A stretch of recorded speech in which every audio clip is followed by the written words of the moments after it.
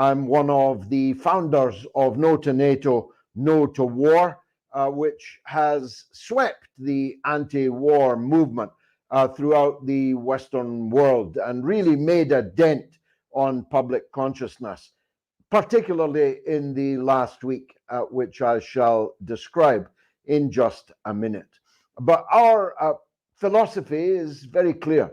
We wish to gather everyone under that banner, no to war, no to NATO. We don't care what their other politics are. We don't care if we like each other or we hate each other, for this simple reason that no to war nowadays is an existential matter. When two superpowers, nuclear armed, hypersonically powered, are squaring up for a war, that means the entire planet and all of humanity stands in mortal danger, making all other political differences pale, visibly pale into insignificance. So for anyone who says, why is he appearing with she or she appearing with him? Why are they on the same platform? That is the reason. And we make no apology for it. There's no sectarianism here. There's no litmus test. There's no ideological blood test. You don't get shadow banned here in No to NATO, No to War.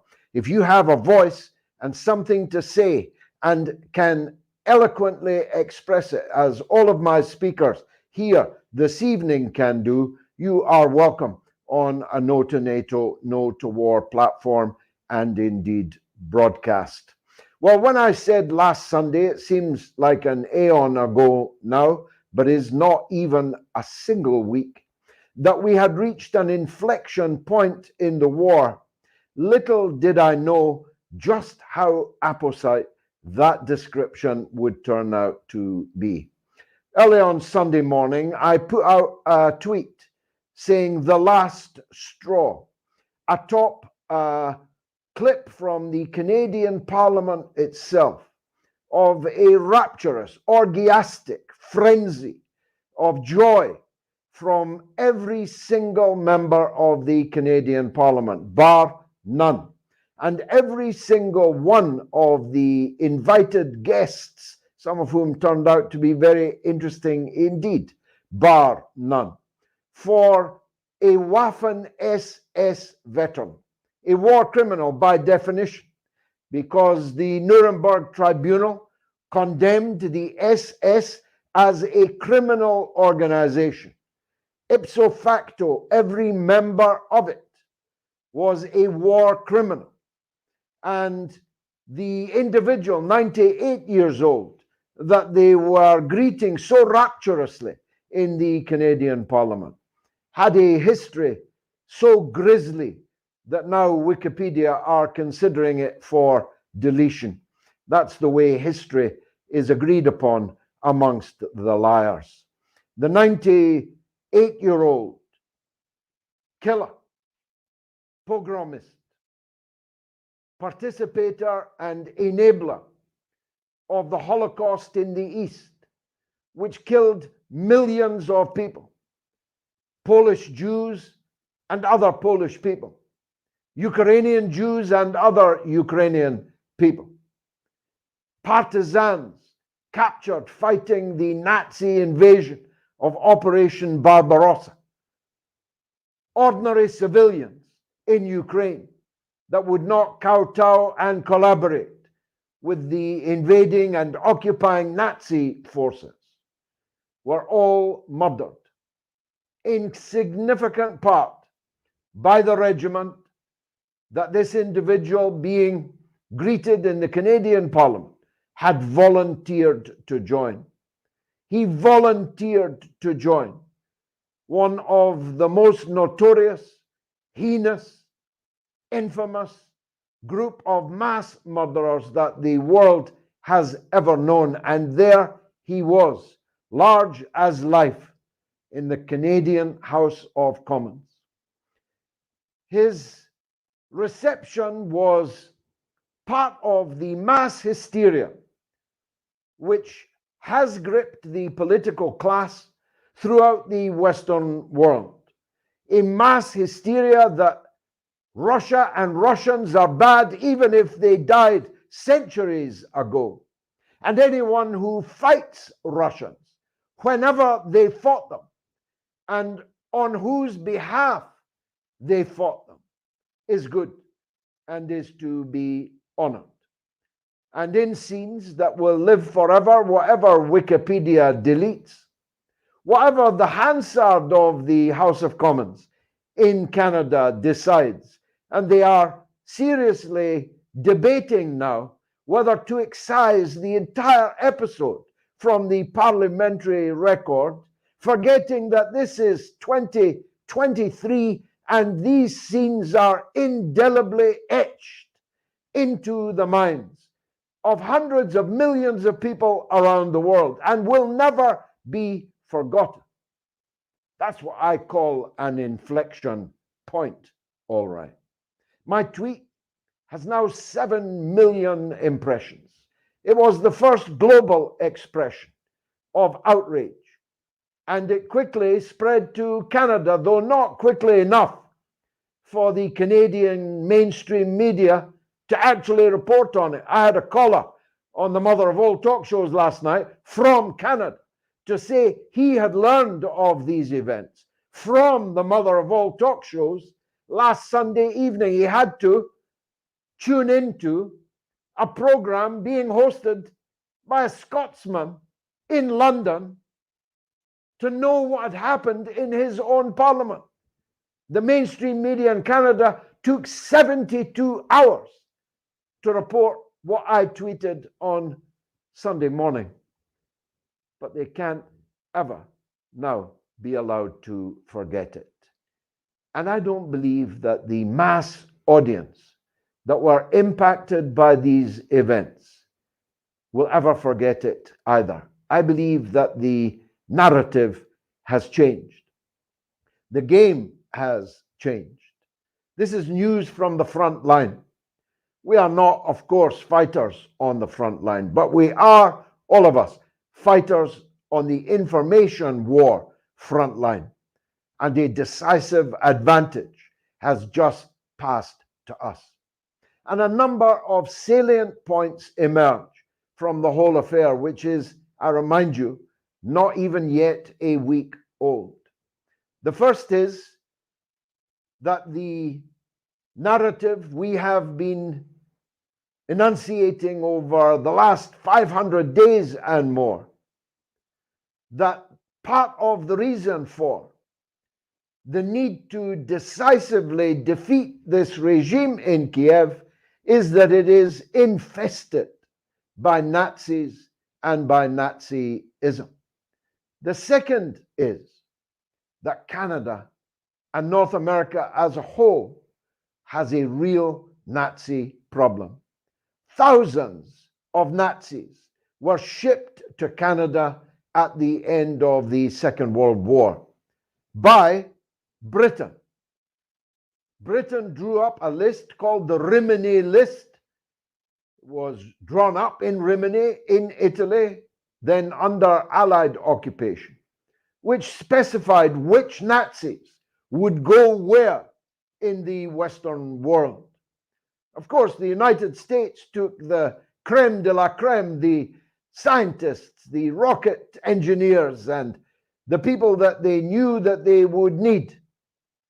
But Canada got a very significant number. 10,000 Nazis were shipped to Canada. And that 10,000 in the generations since has become scores of thousands, to the point that Ukrainians now constitute 5% of Canada's total population. One of the reasons why certain politicians in Canada have been so gung-ho for the war and so slavishly pro-Zelensky, who was equally honored rapturously last week in the Canadian Parliament.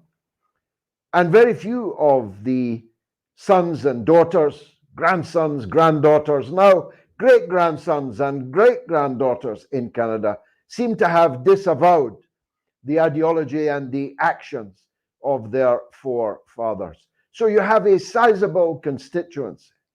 You have organizations of veterans of the SS in Canada. You have monuments, shrines, and all kinds of public furniture dedicated to the memory of people who are very lucky they weren't put up against a wall and shot by firing squad for their crimes against humanity, for their war crimes at the end of the Second World War.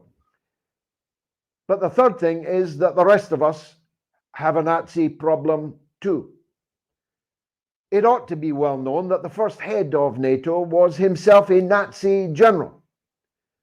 It ought to be well known, but isn't, that a Nazi general, an SS general, Kurt Waldheim, became the Secretary General of the United Nations itself.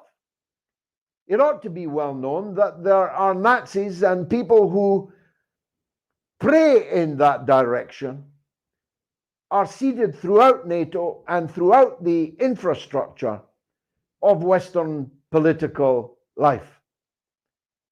It ought to be well known that we have been funding and arming and proselytizing for literally Nazi battalions inside the Ukrainian armed forces throughout this entire conflict. And it ought to be well known, but is not yet well enough known, that for 8 long years before Russia's special military operation, these Nazi forces were committing genocide against Russian-speaking Ukrainians in the eastern part of the country, and that lies at the heart of the conflict, which has proved so expensive in blood and treasure for all of us, but particularly for the Ukrainians over this last year and a half.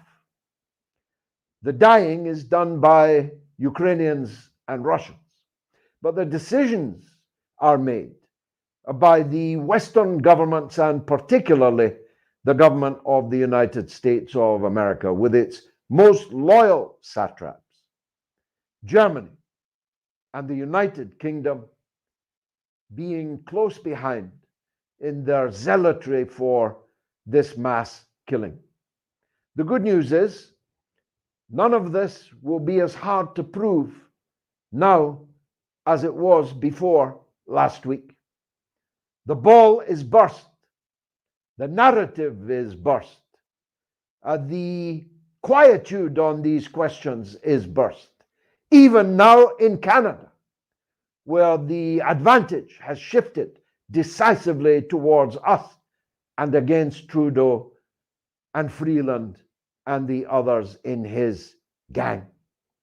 The good news is that no one will ever look askance again when we tell them that Russia is not the criminal in this story, that the criminals are us, that the war party is us, that this war was created by and is continued by not Russia, but us. We are the baddies. In the past, until last week, that was a difficult stone to push uphill against a tidal wave of fake news, falsification, and the suppression of our alternative point of view. But it will not be such a steep hill to push that stone up any further. Enough from me for the moment. We have a galaxy of important and now increasingly well-known speakers to address you at this rally online this evening. The bright star that is Patrick Henningsen of 21st Century Wire has been in this seat over the last few weeks when I have been absent with leave from No2Nato, No to War.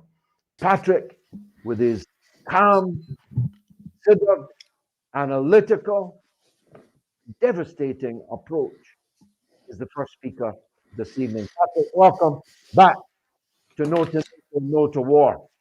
Thank you, George. It was great to be here.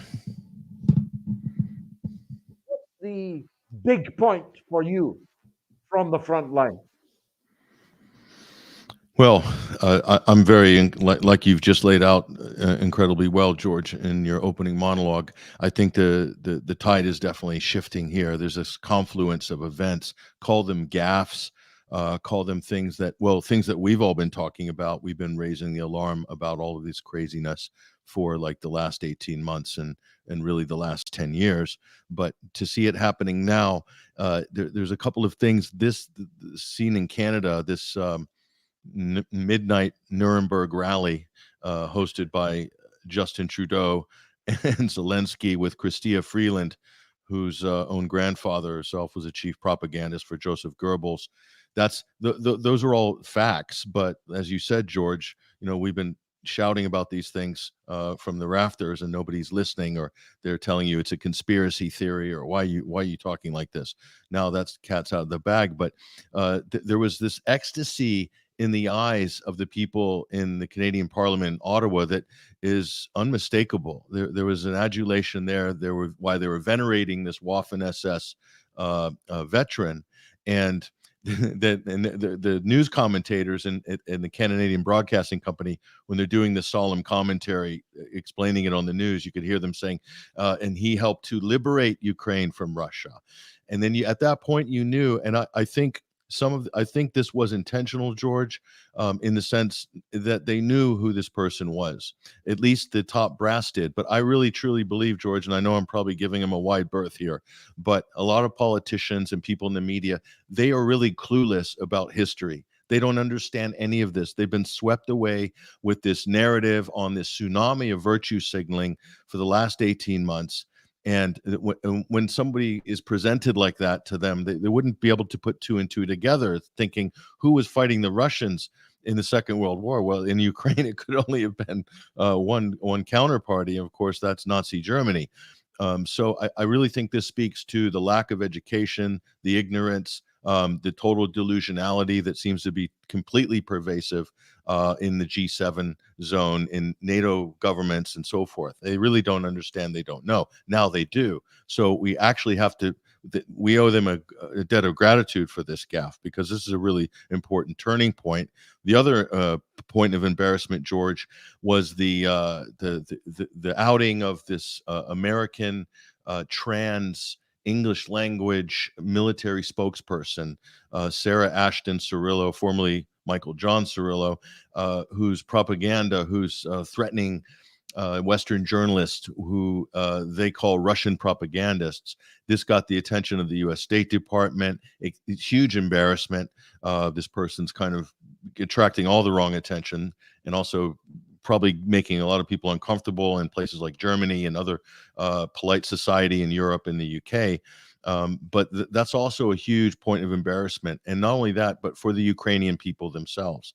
I think this whole scene with Zelensky there, with Trudeau, the Ashton Cirillo affair, plus the United States government, the shutdown in terms of the economic budget arguments, which happens every 6 months, as you know, with the deficit spending running out of control as normal fare in the United States. But now they've attached the Ukraine issue to this.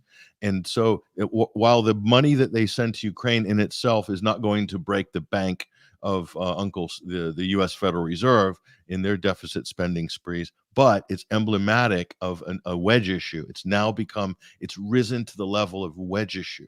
And this is really important. So all these three things, this confluence of events, it gives politicians an excuse to look for the exit. And no one else shows this in perfect form than Poland. So Poland, the truth be known, the public face of Poland has always been absolute shoulder to shoulder with the government, with Ukraine from the beginning. They've been very hospitable. They facilitated a U.S. military buildup in that part of the country, making it the kind of new Germany in a way. That's the way it was looking like it was heading. But there were fissures there, and those fissures were deep. The Polish public are not keen to fight Russia in a third world war. So this incident in Canada allowed them the excuse they needed to take a step back in order to turn down the temperature a little bit. So the honeymoon phase with Ukraine, with all of these state actors, is now gone. That phase is over. The thrill is gone. And now we're down to the reality of it. And the reality is there is no military path for Ukraine going forward. People are starting to realize it, but then there's the liability of all the associations with these radical ideologies like Nazism, which is rife in institutions in Ukraine, has been that way for a very long time, but is really been allowed to grow because it's been armed and funded by NATO, by the United States. And once again, George, the United States and its partners have shown to be very adept at backing those with radical ideologies, the most extremists, partnering with them, whether it's the Mujahideen and Al-Qaeda. You could even say ISIS. We might even throw into that category, arguably. But here they are again in history. They always partnered. In fact, they've been grooming and watering and feeding the radical Ukrainian nationalist movement since the Second World War, truth be known. And that's declassified. This isn't anything that we even need to prove. It's in the Library of Congress. And there's plenty of documents that you can Google right now to show that's the case. And Canada is probably one of the worst offenders in this. But the United States and Canada and the Five Eyes have been able to manage this because they saw always Ukraine would be the soft underbelly in which to weaken and attack the Soviet Union during the Cold War. But what happened, George, at the end of the Cold War? We were supposed to dismantle all of these things and get back to normal relations, but no, they ramped it up at the end of the Cold War, and that's the problem. And this is why we're in the situation that we're in right now. It's funny, with Five Eyes at their disposal, they couldn't see who was standing in the gallery and to whom they were offering their rapturous reverence. Thank you, Patrick, as always. Laurie Spencer is another longtime colleague of mine. She's a journalist, a broadcaster, an analyst, a television personality, but she's no to NATO, no to war, and she is welcome here. Laurie, Patrick peerlessly described there the midnight Nuremberg rally that went on just north of where you are in Ottawa. Were you surprised by it, first of all? Did you see it in real time as a tremendous gaffe, or did you see it as a logical conclusion of the path that Western leaders and Trudeau in the van have been on? Well, first of all, George, thanks for having me back. Yes, we were on the air live Friday on Maverick News. I'm the American correspondent for Maverick News. Maverick News is a Canadian news network based in Ontario, and we were carrying live the stream of Zelensky's visit to the parliament. And when the speaker introduced Yaroslav Hunka, he introduced him as someone who was fighting the Russians in World War II, and that gave me pause. Yeah, because I know who fought the Russians in World War II, and I said, wait a minute. But we were live on the air, so I didn't want to say anything until I'd researched this man, and I spent Saturday finding out who he was. And yes, he was in the Waffen-SS Galicia Division. So we went with the story on Sunday. And as far as I'm aware, I think we were the first news outlet in Canada to report that story. Strangely enough, the mainstream media was silent about it until it went viral on social media, and there was so much public outrage, rightly so. So yeah, that's how we found out. We had it live on the air when it happened. But in my research, it's big news, Laurie, on social media. But did it make the mainstream? Not in Canada. And it took a while in the United States as well. There was a strange delay in reporting that story. Gee, I wonder why. You see, that's peculiar to me, Laurie, because I don't want to be offensive to Americans, but one of our pet hates over here is the proliferation of Second World War films which show John Wayne winning the war, show Americans winning the war, which for a start they didn't enter until it was 2 years old. And secondly, it was the Russians, not the Americans, that won the war. But these are Western societies for whom the Second World War is apparently important. The defeat of Hitler is the great achievement of 20th century government in Western countries.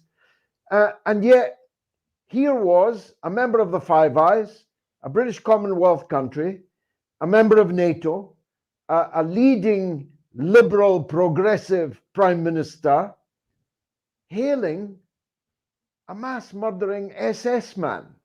And yet, none of them, certainly in Britain, none of the mainstream media have made this an issue at all. Shameful. Absolutely shameful. And there's a lot of scrubbing of the internet also happening right now.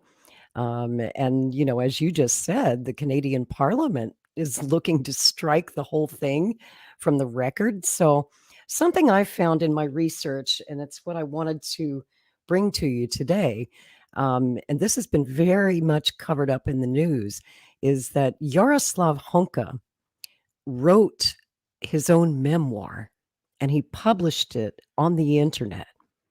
It was a blog that he published in 2011, and he told his story of what it was like in World War II and why he joined the Waffen-SS. I wanted to read you a few selected excerpts, if I may, because I think this blog is about to go away. It's going to be memory hold. And I want to read these excerpts into the permanent record so that if the blog goes away, his words will live forever.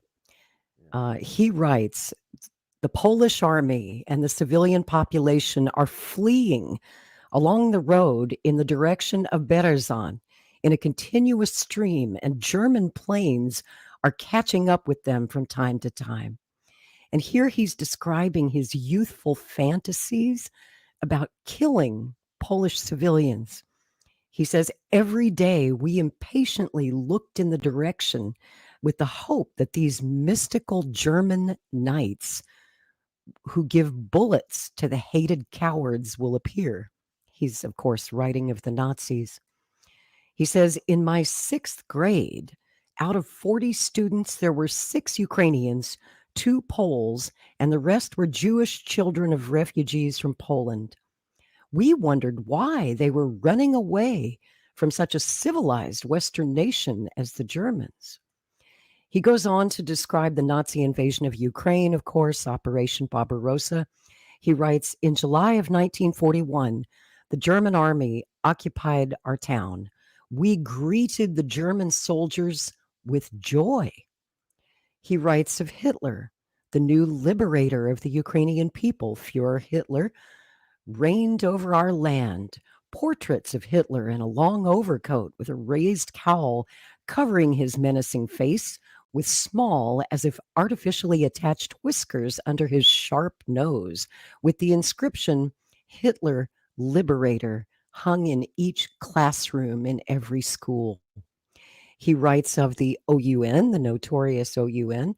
He says the Organization of Ukrainian Nationalists organized its cells in our local gymnasium at our school and embraced many young people.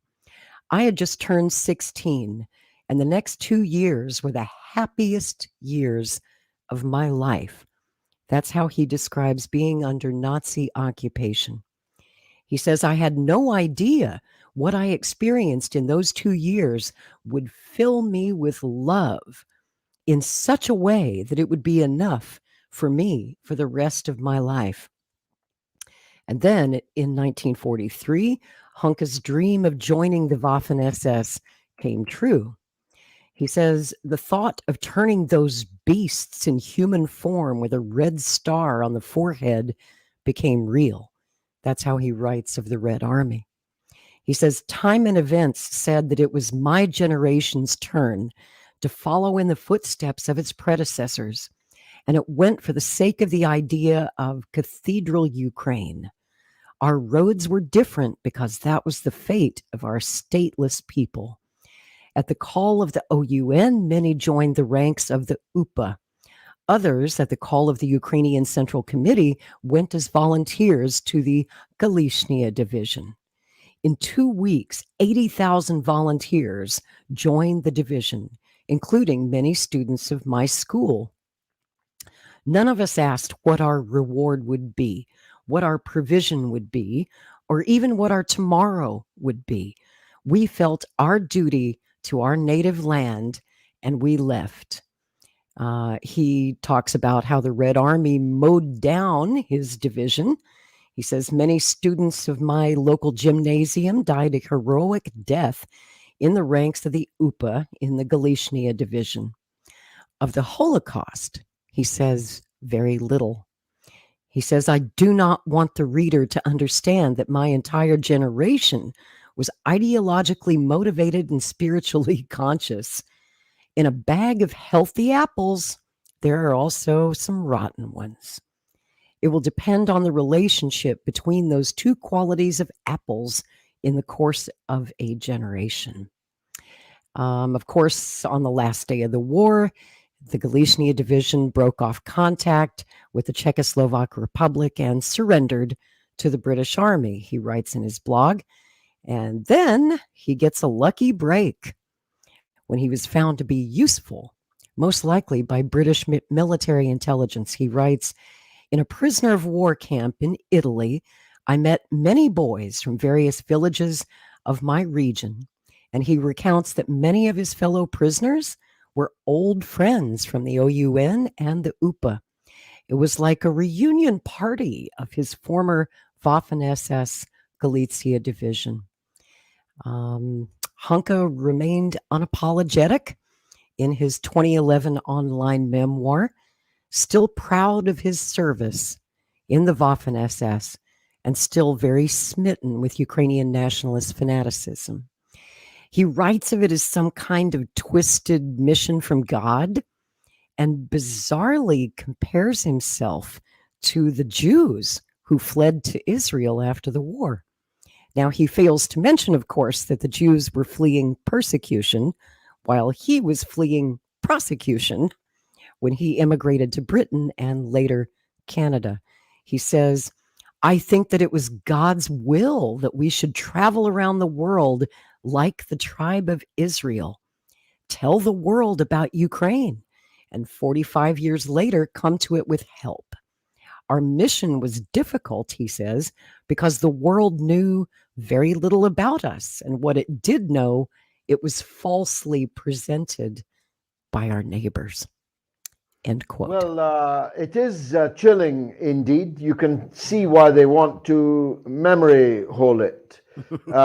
The SS in toto was declared by the Nuremberg Tribunal to be a criminal organization.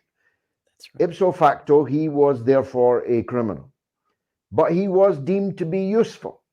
And useful he turned out to be, I'm sure, until last week, until his unmasking, uncorked all over again the incipient hatred of people for fascism, for Nazism, and the bringing back of memories which had faded too far of the crimes of these people. Babi Yar, the mass murder of more than 100,000 people, most of them Jews, in pits, where they were alive and then they were slaughtered in the pit in which they were then entombed forever, was carried out by these Ukrainian nationalists, these very people. Hunka may even have been there. Why not? It was his division that carried it out. Laurie Spencer, as always, thank you very much indeed for that. Let's go to our last speaker, Niall McCrae, another old colleague of mine. We've been on many a television show together on Kalimahorra, on the Lebanese station Al Mayadeen. Niall is a trade union official, but also an author and social commentator, and a very fine one at that. Dr. Niall McCrae, welcome to No to NATO, No to War. What was your big takeaway from the last week or so? Well, I think if you live by the woke sword, you're going to die by it at some point or other. I mean, as the whole thing about wokeness gets more and more absurd, and when we talk about woke, George, we tend to think about what's going on with the the trans agenda and some of the critical race theory and critical gender theory and all that sort of thing. But I believe that Trudeau prancing around on the world stage has exhibited a very woke approach to the war in Ukraine. He's made it very much a moral narrative, and of course that's what woke is. It's pushing a moral narrative, what I would say is an immoral narrative, but that's what certainly younger generations are taught.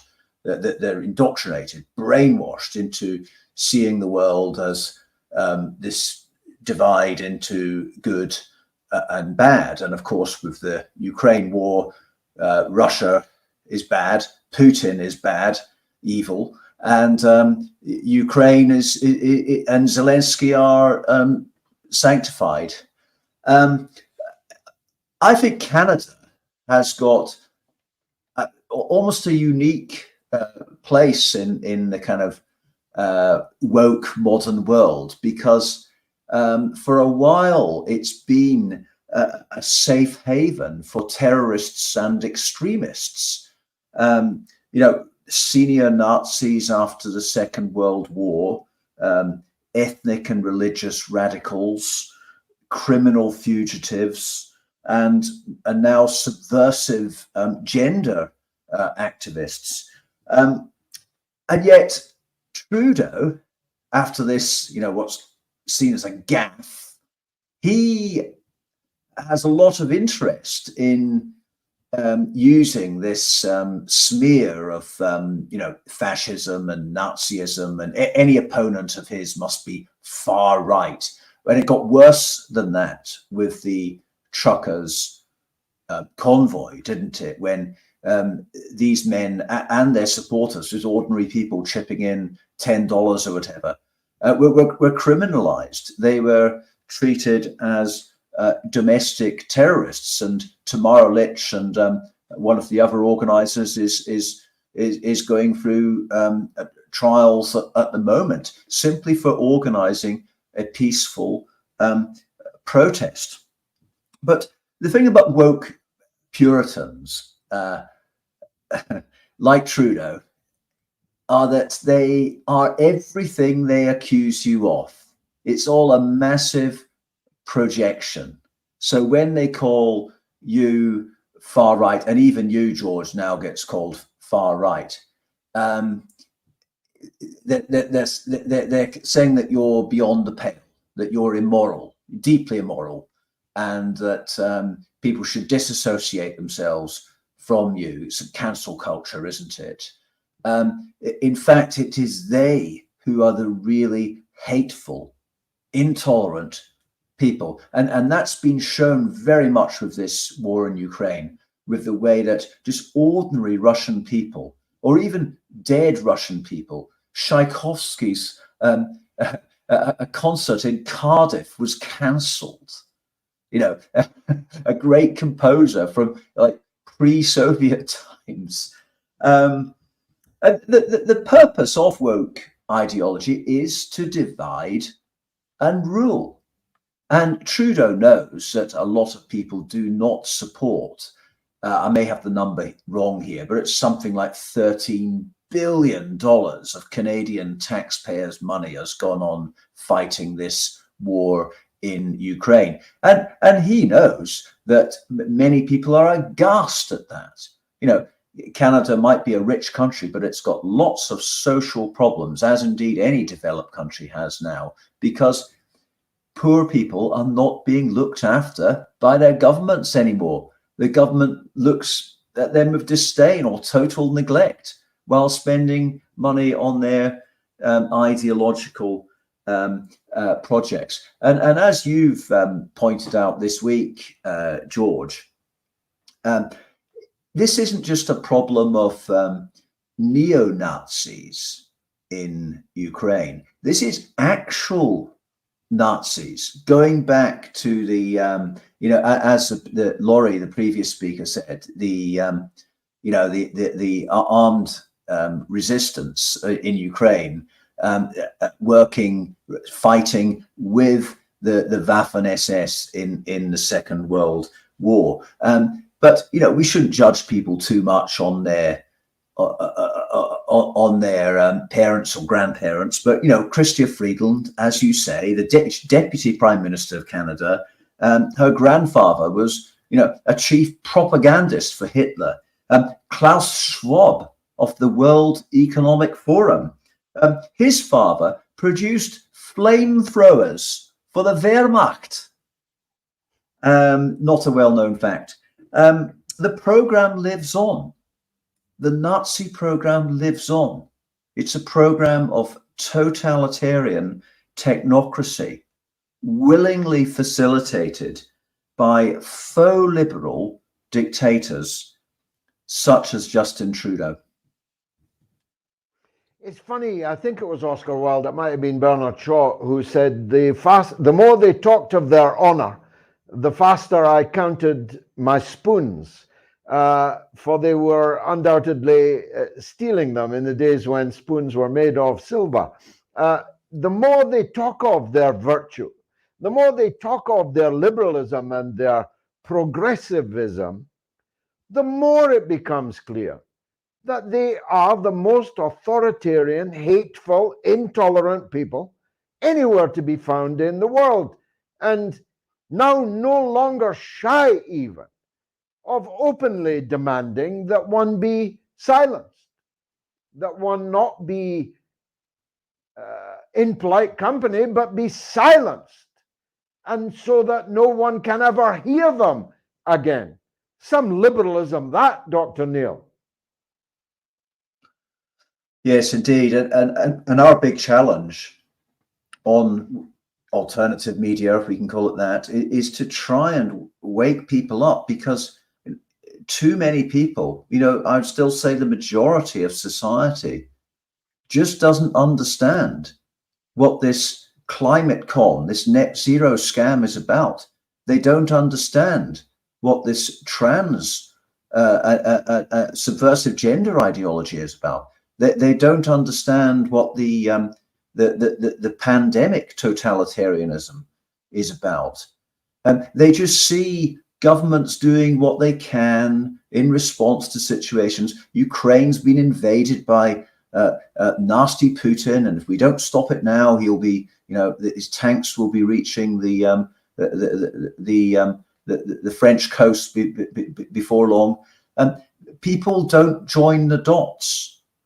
And this is our big challenge, is to try and get people to understand that what's going on in Ukraine, what's going on with global boiling, as they call it, what's going on with the World Health Organization and the World Economic Forum, is all part of the same agenda. And someone at Trudeau's level, or Jacinda Ardern, or Dan Andrews, some of these leaders have now thankfully left, but they will know what this is really about. So their performance is staged. They are knowingly lying to the people. And I believe that this 98-year-old Ukrainian who was fighting with the Nazis, I believe Trudeau knew that. He knew this wasn't a gaffe. he thought that he could get away with it, because I think one of the things that they do, these tin pot dictators like Trudeau, is they always have a dual purpose to what they're doing. One is that they have the simple message that goes out to the masses who just believe it. They know they just see this Ukrainian war hero and think brilliant.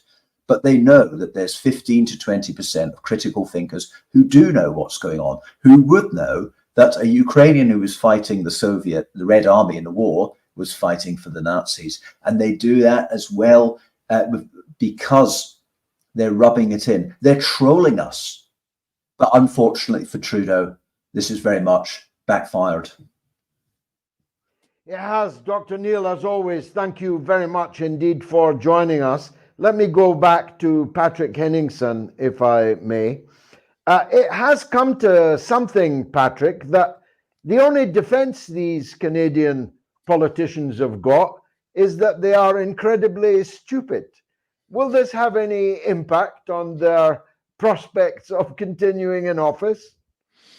Yeah, it's not exactly handicapping, is it, these days, George, in politics? Yeah, I mean, that's not going to shock any of the Canadian electorate either.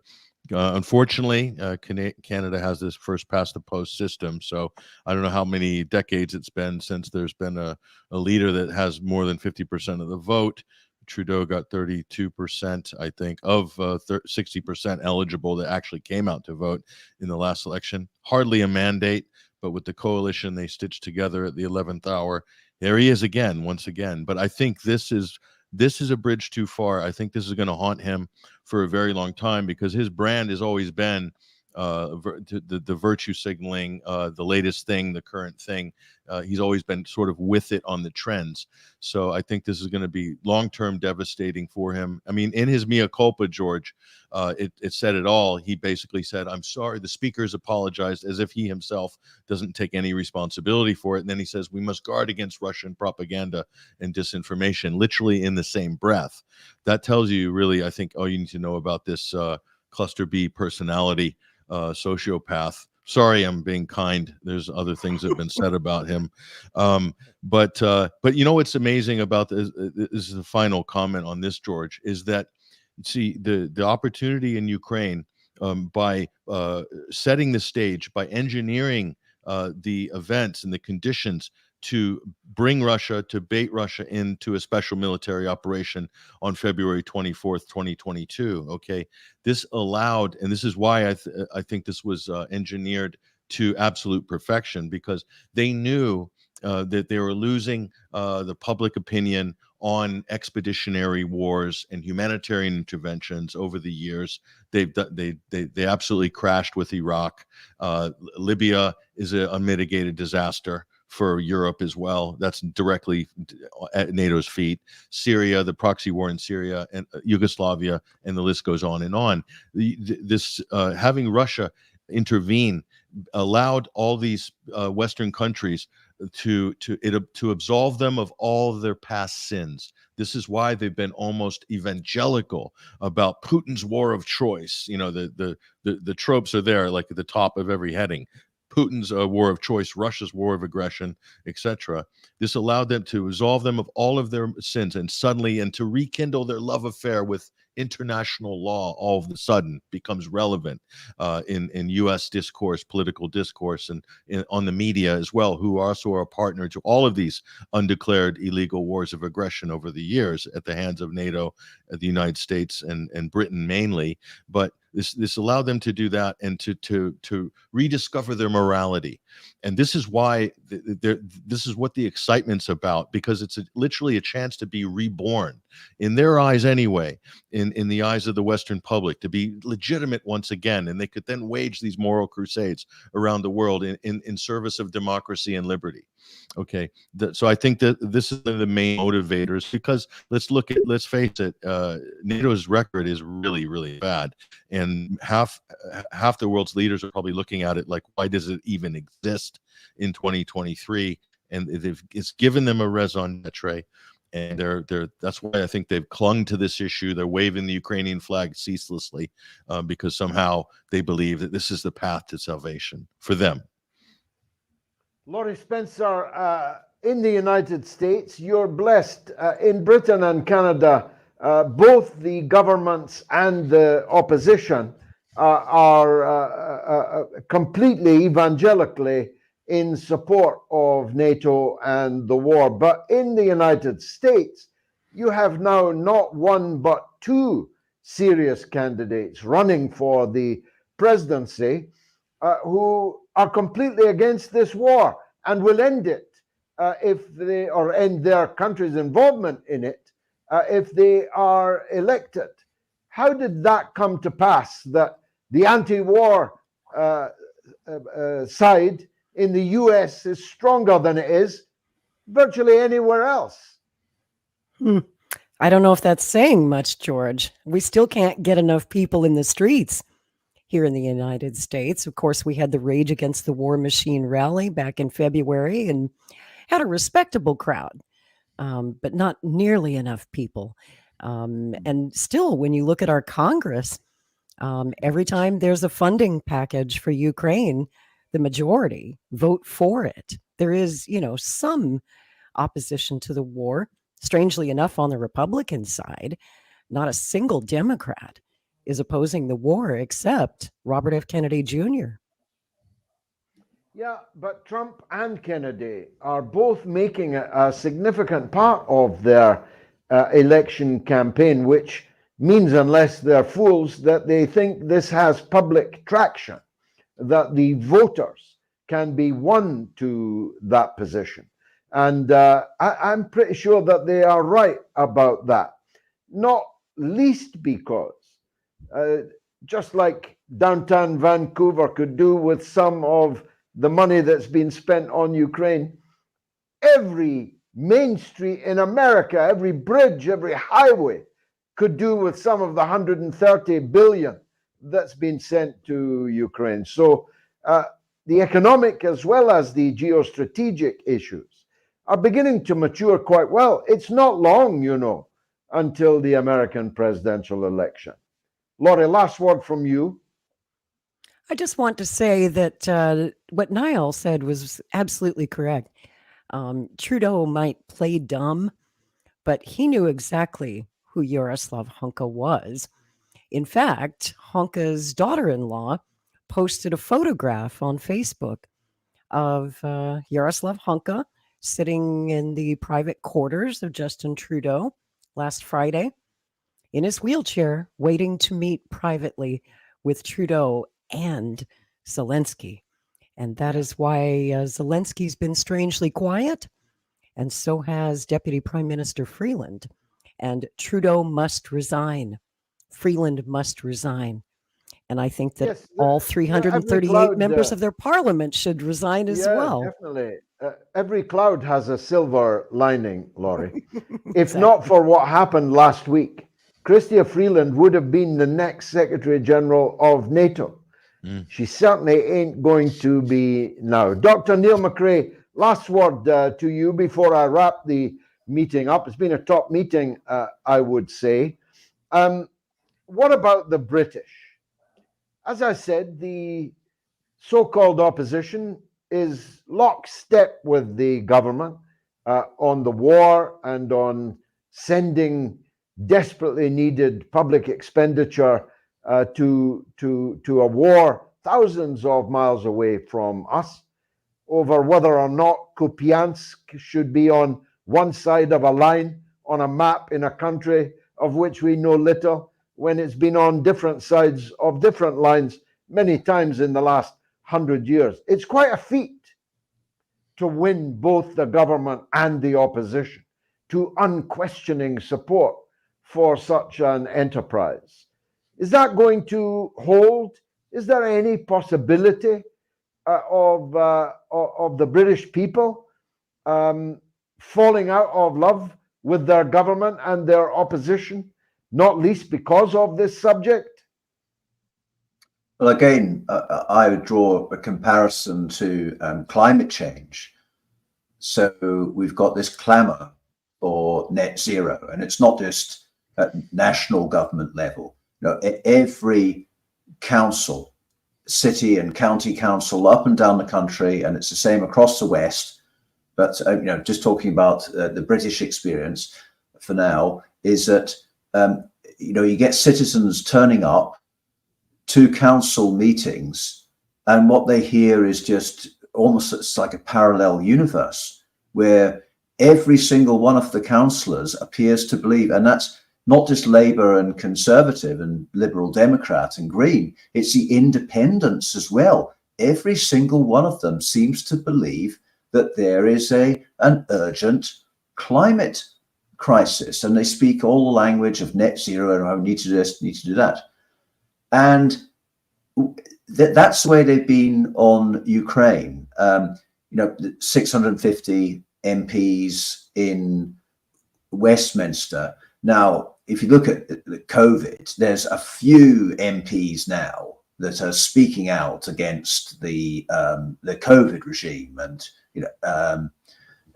the iatrogenic harm caused by that regime. But that's a small minority. You've got hardly anyone who would dare say they don't believe in a climate emergency.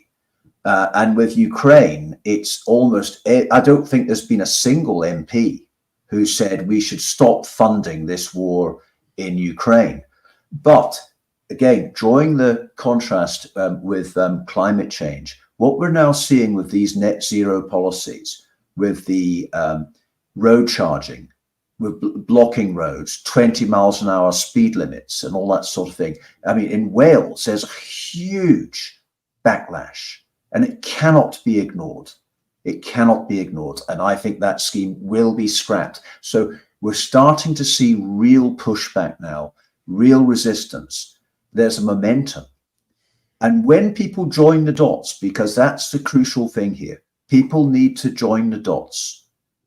And when they join the dots and see that their health services, their social services, their all the things that they're used to getting in their towns and communities are not being funded anymore. Where is the money going? Well, a lot of it is being sunk into this money laundering scheme in Ukraine. And once people realize that, and once they properly begin to understand why this is being done, then we'll get some real resistance, and hopefully then we'll get good size marches on the streets. Dr. Niall McCrae, author and social commentator, Laurie Spencer, journalist and historian, and Patrick Henningsen of 21st Century Wire, thank you for joining us on this No to NATO, No to War rally. And I ask the audience, whether watching now live or later, to make sure that you follow No to NATO, No to War on all the social media platforms to boost our numbers. Make a donation to the organization if you possibly can, and above all, spread the word about this great global movement that is gathering strength and gathering force to make a decisive change in the way we do things here in the NATO West. I've been George Galloway. You've been a marvelous audience. Thank you for joining us, and join us again for the next rally in 2 weeks' time. Good night.